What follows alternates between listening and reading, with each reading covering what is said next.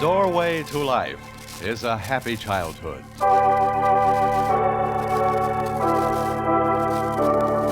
The Columbia Broadcasting System presents The Doorway to Life as a service to the parents of America. What you are about to hear may help you to help your child, for the happiest children have the best chance of growing up to be healthy, successful, and thoroughly useful citizens. The Doorway to Life presents the story of Richard, age 17, who tried to hide his artistic talent from a father who considered it useless.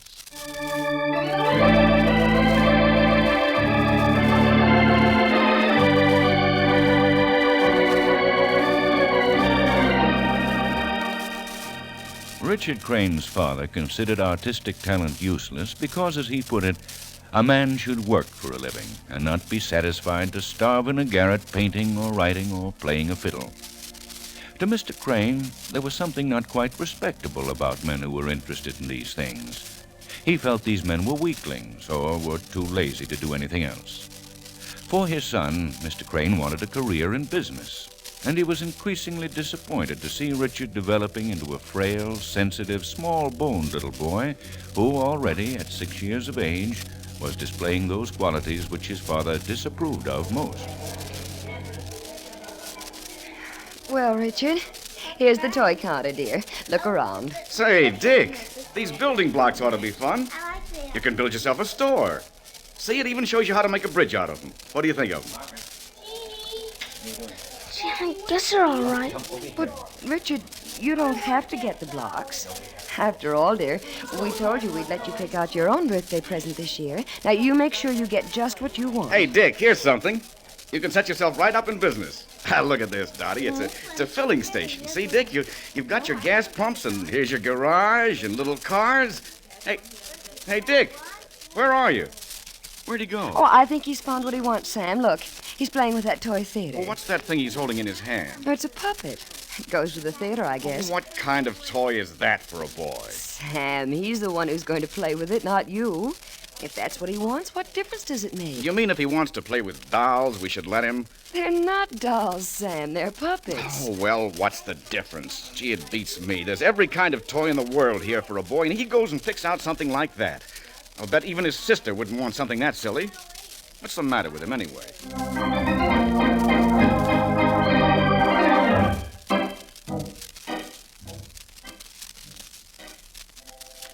Red Riding Hood, I want you to go see your grandmother, 'cause she's sick. I want you to take her this basket of food, but you must be very careful in the woods and not talk to anybody. Here, put on your little red coat. Madge, will you help me put her coat on? Oh, put it on yourself. I don't want to play with that baby stuff. You see, Dottie, even his sister thinks playing with that thing is foolish. Richard, bring Riding Hood over here. I'll help you get her dressed. I don't think I want to play anymore now, Mom. I'm going to put everything away. Well, if you want to, dear, you can leave the theater here. It isn't in the way. I better take it up to my room. Hey, Dick, after you put that thing away, if you want to get your football, I'll go out in the yard with you. I don't know where it is, Dad. Oh, it's in my room. I'll get it, Dad. Can I play, too? Hey, sure, we'll all play. Here, I'll help you carry some of this stuff upstairs. Hey, Dad, you're bending that puppet's arm. Oh, I'm not hurting the darn thing. Come on, let's take this junk upstairs.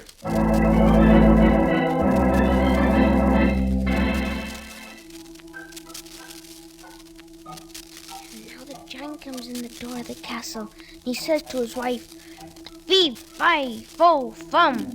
I smell the blood of an Englishman. Be he alive or be he dead, I'll crush his bones to make his bread." "Oh, no, Master, there's no one here." Richard, I called you to supper, dear. Didn't you hear me? Oh, you're playing with your theater. I thought you'd gotten tired of it. I'm not tired of it, Mom. I like it. I play with it up here lots of times. Oh, so that's why I haven't seen you playing with it. Well, look, why don't you bring the theater down to the living room and give us a show after supper? I don't want to, Mom. I'd love to see a puppet show tonight. Why don't you want to do it? 'Cause Daddy doesn't like me when I play with my theater. What makes you think that, son? I can tell.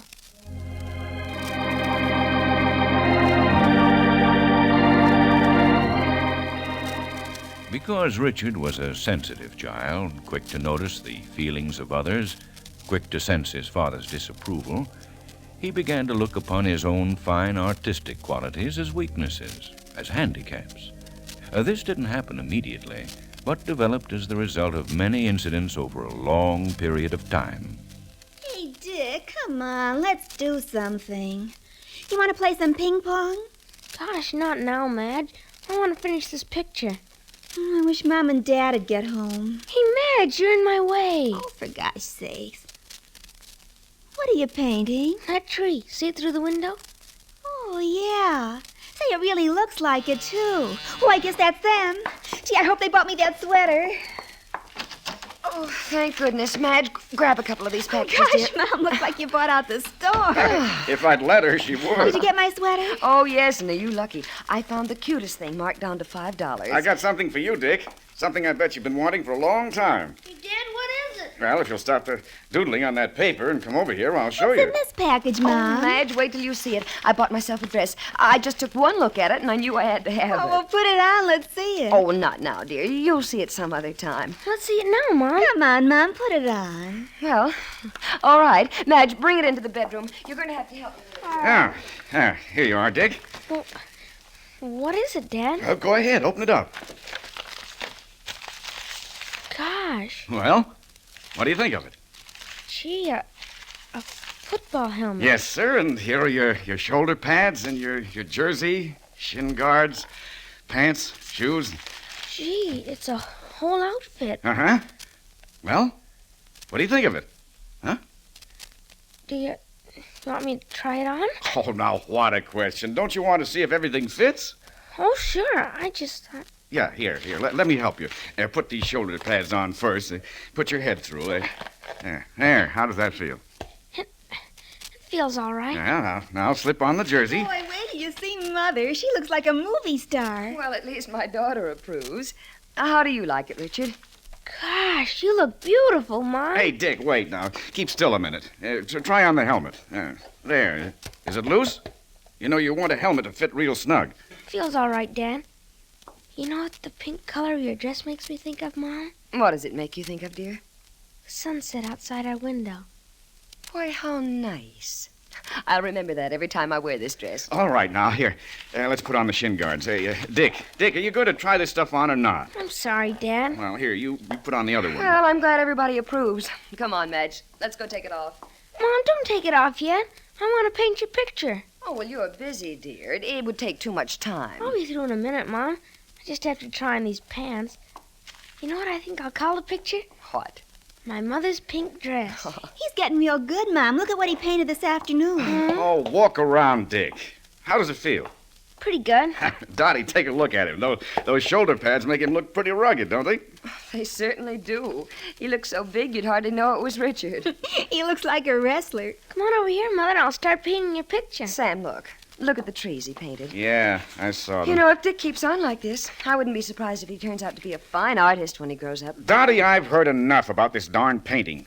Now, he can fool around with it now if he wants to, but don't start talking about his being a screwball artist when he grows up. Well, Sam, I didn't mean he had to paint for a living. But it could make a nice hobby. Lots of people paint or sculpt or play musical instruments, dear, just for the fun of it. Well, that's something else. But I haven't any use for these starving artists who think the world owes them a living.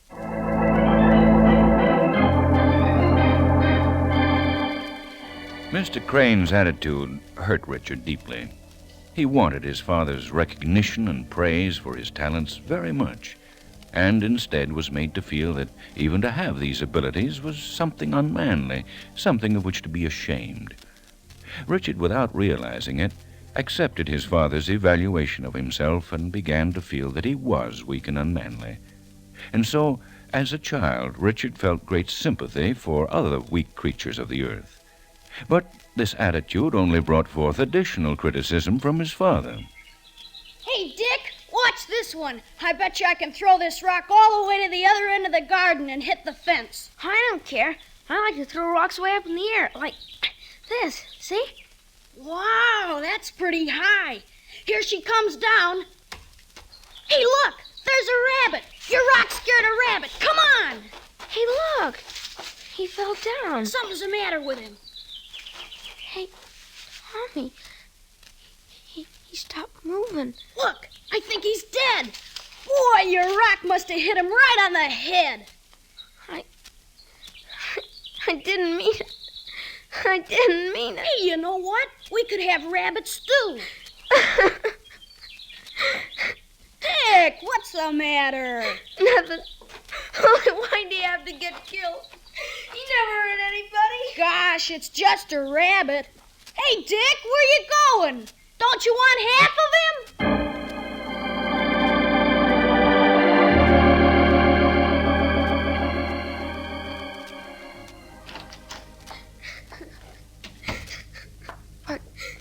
Why, Richard, what's the matter, dear? Why are you crying? Now what's wrong? Somebody hit you? Oh, it's nothing. Just something happened. That's all. Mom, I'm going into my room. Just a minute, Dick. Now tell me, what happened? I told you it was nothing. You'd better tell us, Richard. What happened, son? We were throwing rocks over in Mr. Bailey's garden, and I threw one, and a little rabbit jumped up, and he started running, and then he fell over. And he was dead because I killed him. Well, now, isn't that something? A 10-year-old boy crying over a rabbit. If killing a rabbit upset you so much, what kind of a soldier do you think you'd be?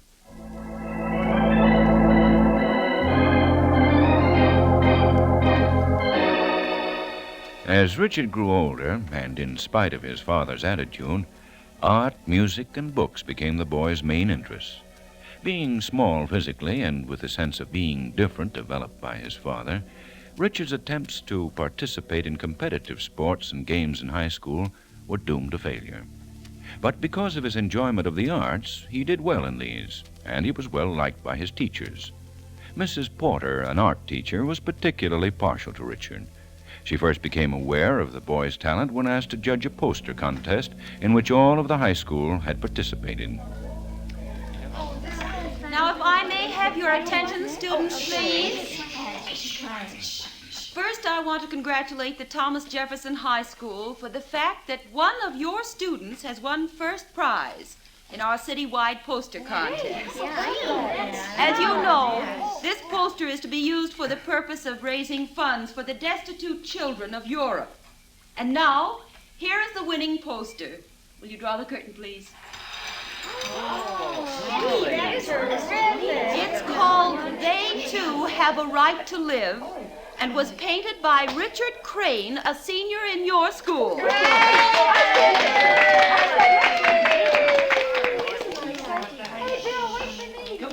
Oh, Richard. Yes? Richard.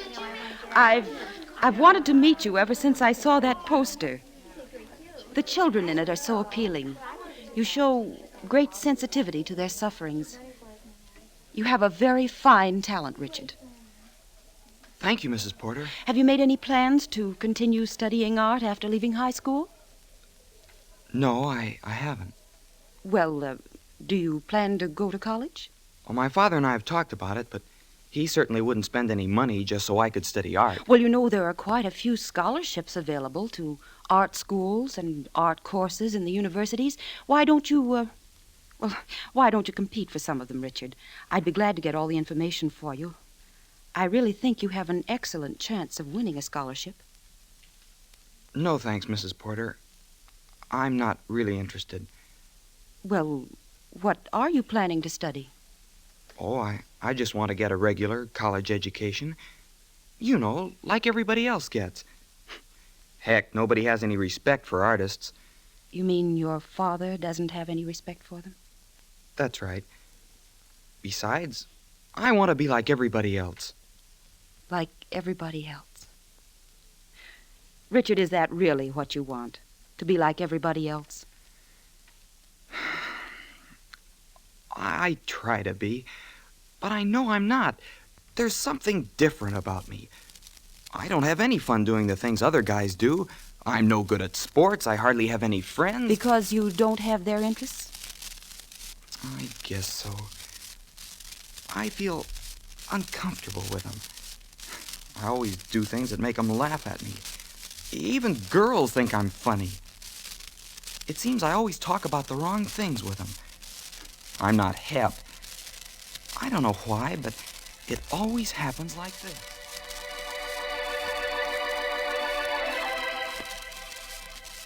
And the sad thing is that Thomas Wolfe died when he was only 37 years old.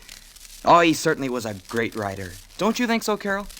Well, to be honest with you, I've never read any of Thomas Wolfe. Oh. Gosh, I'm sorry. Here I've been talking about him for half an hour. I've read Forever Amber. Now, that was a wonderful book. Did you like it? I just couldn't get interested in it. Well, it was a bestseller. Oh. Well, I can understand why a lot of people would like it. Gee, you sure have a lot of records. Do you mind if I take a look at them? No, go ahead. You can play some if you want to. Oh, you've got some Sibelius. Oh, that's Dad's stuff. The dance music's over on the other shelf. You don't like classical music? Oh, it's all right, once in a while. You've got a lot of nice books here. Oh, most of them belong to my older sister. She goes to college. She likes a lot of things I like. Have you read this? What is it? Leaves of Grass by Walt Whitman. Well, that's mostly poetry, isn't it? That's right. Oh, he was a great man. He was interested in everybody and in everything. Oh, some of his poems are just like pictures. You just see everything he's talking about. Like this one. I hear America singing. The varied carols I hear. Those of mechanics. Each one singing his, blithe and strong as it should be. The carpenter singing his as he measures his plank or beam. The mason singing his as he makes ready for work or leaves off work. Carol, are you listening? What? Oh, I'm sorry. I got home so late from that dance last night. Oh, you mean you're sleepy? I guess so. Well then, I guess you want me to be going, don't you? Well, I would like to go to bed early. Do you mind? Oh, no, not at all. As a matter of fact, I should get to bed early myself. Well, thanks for the date. Good night, Carol.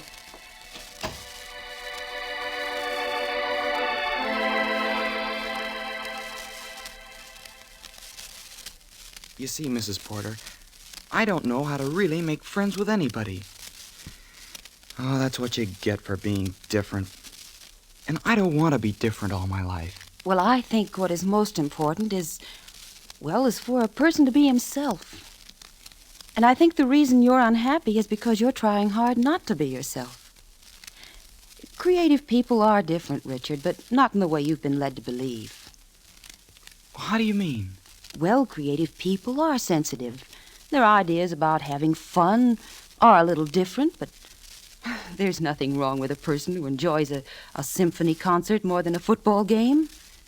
Well, most of the people I know would rather go to a football game any day. Oh, but there are plenty of people who have the same interests as yourself, of course.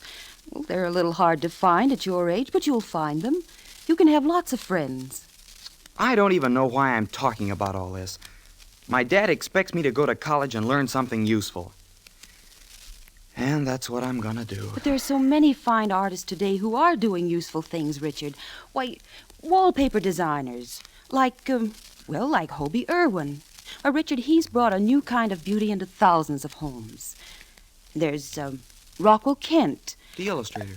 That's right.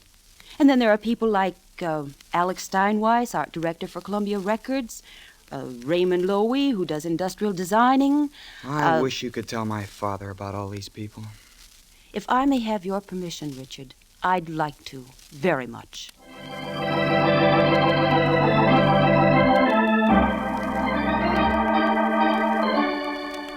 Mr. Crane, you're very fortunate to have a son like Richard. He's such a fine boy, so sensitive and talented. But you know, when he told me that he had no intention of doing anything with his talent, I was amazed and disappointed. Well, I guess you and I disagree, Mrs. Porter. I think Dick is showing good sense. I think it's just nonsense for a boy to waste his time painting pictures. But there are many fine artists who are doing quite well in their field. Yes, and what about the thousands of them who live on handouts? No, that boy is going to go to college and learn something. I had to give up college and get a job. Just when I was going to make the football team, too. I was captain in high school. I had to give up everything I wanted. You can't tell me anything about artists. I'm afraid I don't understand. Well, it so happens that my father thought he was an artist. And what he made my mother go through when I was a kid is something I'll never forgive him for. Mr. Crane? Mr. Crane, I know you're in there. I want to talk to you. Sammy, answer the door. Tell him nobody's home. But he'll see you, Daddy. No, he won't. I'll hide in the closet, like I did the last time. Go ahead, Sammy. What do you want, Mr. Hancock? You know what I want. I want the rent. Now, where's your father? He isn't home. My wife says he is home. Open the door. Let me see. He knew I was coming, so he run out, huh? Now, you tell your old man if I don't get some back rent by tomorrow night, I'm going to throw him and his lousy pictures out of here. I'll tell him. Yeah. You tell him that the only reason I let him stay this long is because I feel sorry for you and your mother. All right. I'll tell him, Mr. Hancock. I get mad every time I come up here. Lets his family starve while he sits around painting pictures. Well, our friend was quite kind today. He only called my pictures lousy. What's the matter, son? I don't like it when he comes up here and yells like that. I get scared. Oh, you don't want to pay any attention to him. He said he's going to throw us out of here if we don't pay the rent. No, don't you worry about it, Sammy. Maybe I'll sell a picture tomorrow. Now, come on. Stop crying. But I'm hungry. Well, fix yourself something to eat, then. But there isn't anything. Oh? Well, I guess you'll have to wait till your mother comes in. She'll be here any minute. I don't want to wait. Now, Sammy, you know food isn't everything. Oh, hello, Kate. Ask your mother, Sammy. Doesn't the Bible say that man cannot live by bread alone? Yes. But the Bible doesn't say you're supposed to starve to death either. Mr. Hancock was here, Mama. I know. I met him downstairs. I gave him practically every cent I had.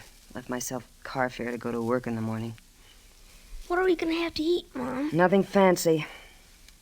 I'm going to make some lamb stew. Oh, Mom, I don't like that. I'm sorry, Sammy.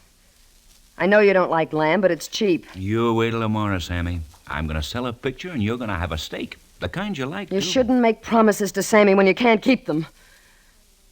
There won't be any steak tomorrow, Sammy. Not unless a miracle happens.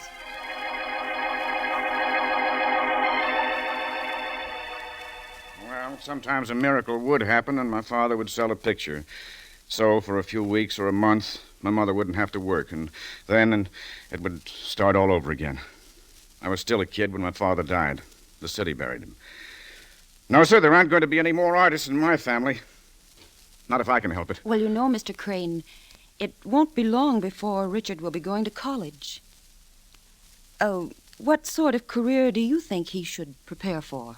Why, I'd like to see him get some business training. Well, do you think that he has the kind of personality and interests that are suited for business? To be frank with you, right now, I don't think he could hold a job selling popcorn. He just doesn't seem to know how to talk to people. I can't hold a conversation with him. I just feel like there's a wall between us.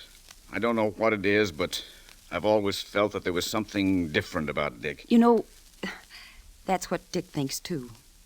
That he's different and, well, that there's a wall between you. It's hard for him to feel at ease with you because he knows that you are disappointed with him, that he's not the kind of boy you want him to be. Well, did he tell you that? Oh, no, not directly. But he knows that he doesn't have your approval and admiration, and this is making him very unhappy. And the sad thing is that all his life he's tried to be your idea of boy. But you know, Mr. Crane, for Richard to be that kind of boy is like asking a fish to fly or an eagle to swim. Oh, I'm not talking about Richard's career now, but about his personality. Every child is different. and should be allowed to develop the very special qualities that are his own birthright, so that later on in his life...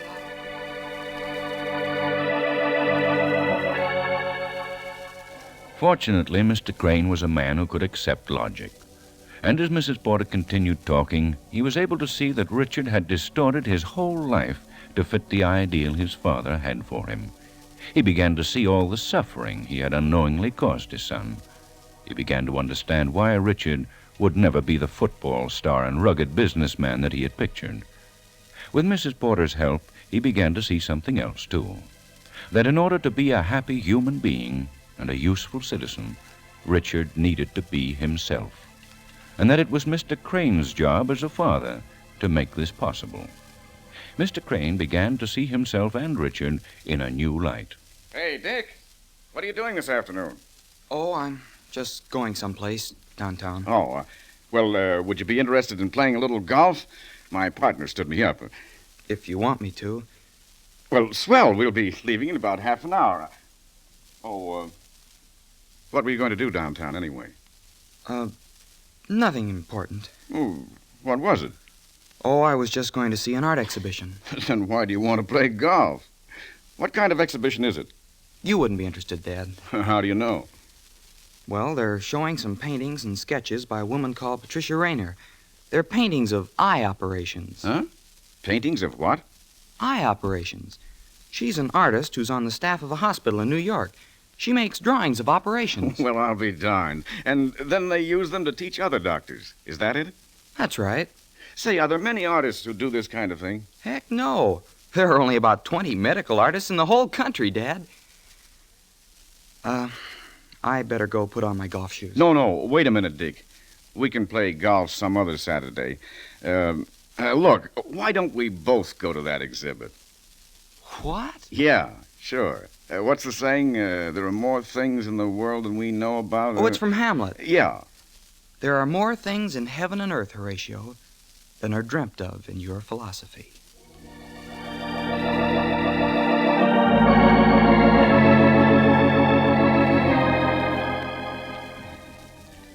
There are many boys like Richard, whose finer sensitivities are discounted at home and even in school. These boys are bewildered because they don't fit the stereotype of boy that emphasizes brawn, braggadocio, physical aggressiveness. They are made to feel unacceptable and inferior. Nobody means to hurt these youngsters, but in a society dominated by material values, by the ideal of beating the other fellow, the more sensitive are too often ignored, with results which in later years may lead to tragic consequences.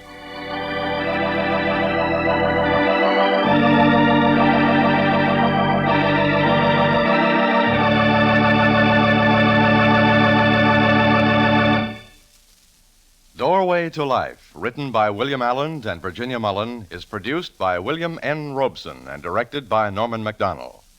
Heard on today's story were Ted Von Eltz as the father, Joan Banks as the mother, with Henry Blair and Skippy Holmeyer playing Richard. Ann Morrison was Mrs. Porter, Rosemary Garbell was Tommy, Nina Clouden was Madge, and Bill Johnstone was the narrator. Eddie Dunstetter at the console of the studio organ.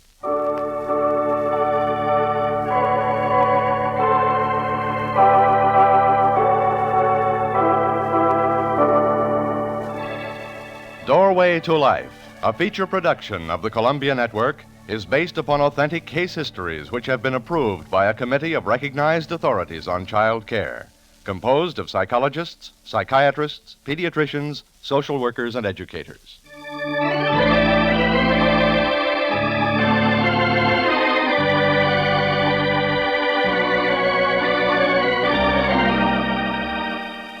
Mickey Rooney stars as Shorty Bell tonight over most of these stations. Don't miss the exciting adventures of Shorty Bell starring Mickey Rooney tonight. This is CBS, the Columbia Broadcasting System.